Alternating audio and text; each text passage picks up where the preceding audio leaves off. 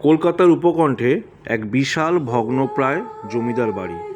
চুনখসা দেওয়াল, লম্বা বারান্দা আর অন্ধকারে ঢেকে থাকা দোতলা সিঁড়ি।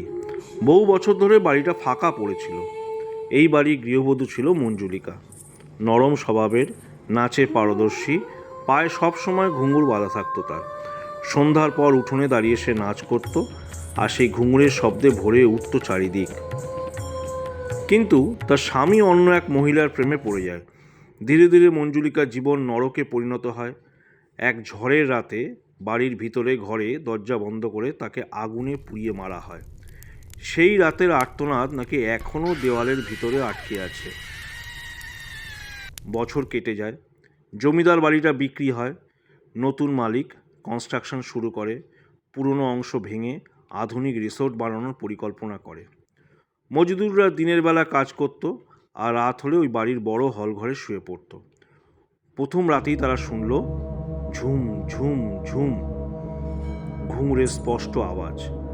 একজন ভাবলো হয়তো পাশের গ্রামে বিয়ে বাড়ি, কিন্তু আওয়াজটা যেন ঠিক দোতলার করিডোর থেকে আসছে। রাত কেটে গেল।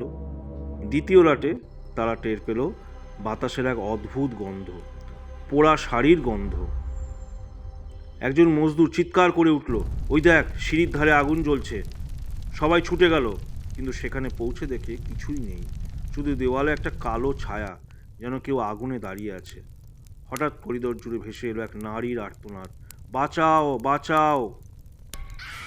আবার রাত কেটে গেল, ভোর হলো।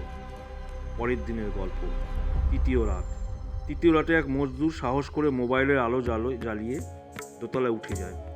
সিঁড়ির মাথায় সে দেখে একটা সাদা শাড়ি পরা অবয়ব, পায়ে ঘুঙুর, মুখ দেখা যাচ্ছে না। অবয়বটা ধীরে ধীরে নাচতে শুরু করলো।